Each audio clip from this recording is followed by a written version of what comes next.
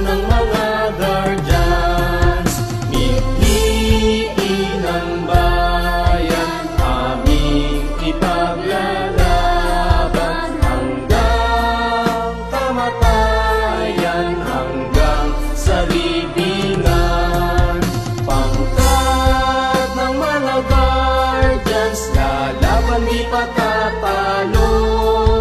Layunin ng gobyerno, ipaglalaban ng guardians. Layunin ng gobyerno, ipaglalaban